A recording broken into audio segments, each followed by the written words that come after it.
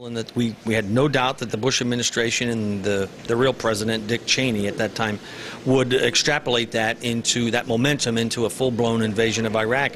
We had no problem opposing that. Our members have always supported, an opposition to the war, and then from the moment both of those wars started, the need to get the heck out and redirect these resources, settle both of those conflicts peacefully, and then redirect those resources here. So, of course, when Rosa DeLauro came out initially and opposed the use of force resolution, the blank check that was given to the Bush-Cheney administration by too many Democrats, we cheered that, and we cheered her support for the pullout when she was here just the other day at our opening session of our convention. Now, there's going to be an anti-war demonstration in Boston. I believe it's October 17th. Is the union involved with that? We will be to some extent.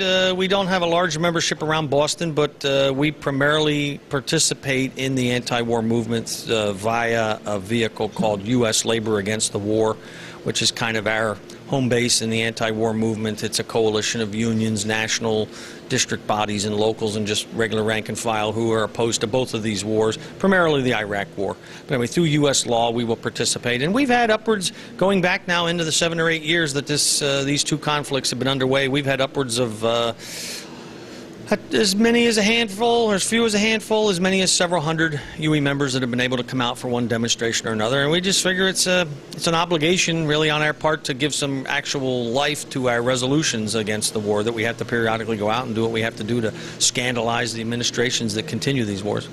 Speaking of resolutions, you've pretty much finished that at the convention. Was there one or two that you want to really get out to the public?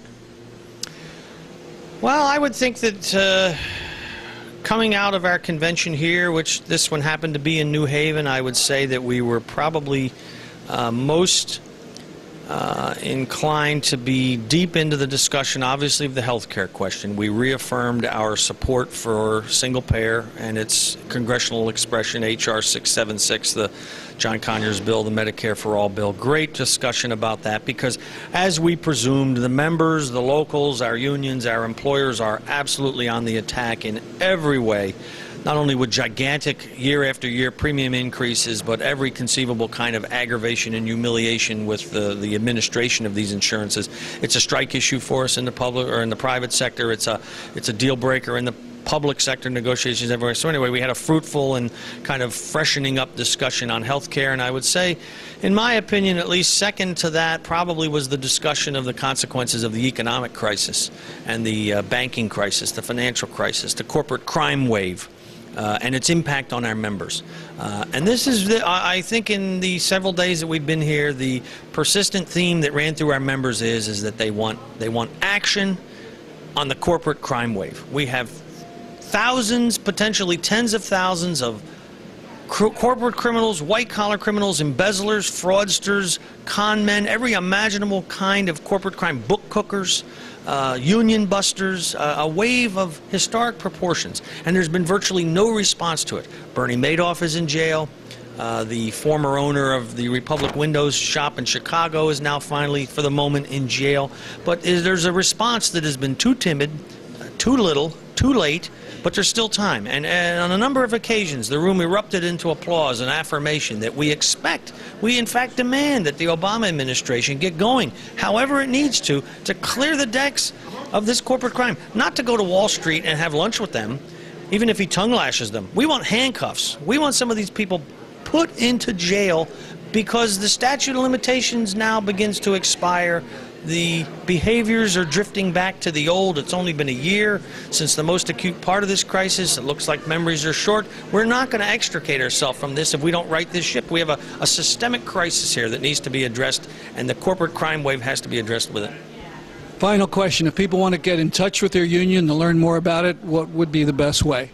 Best vehicle is probably how most folks find us today, which is through our national website, which is heavily trafficked. We're happy, we're proud of it. It'll include very detailed summaries of what went on at our convention, so if folks want to see that too, it's the 3 W's, www.ueunion.org, ueunion.org, or if you Google up or search up rank and file union, you'll get UE, and it will come up. And we encourage folks to come visit it. We're a lively union. We've always got something to say. You'll always see what the members think on our website. Welcome it. Thank you very much. Thank you. Thanks for having me. Boston, Saturday, October 17th, Copley Square, 1 p.m. Protest the wars. End the siege of Gaza. No support for the Israeli occupation. No war with Iran. Be there.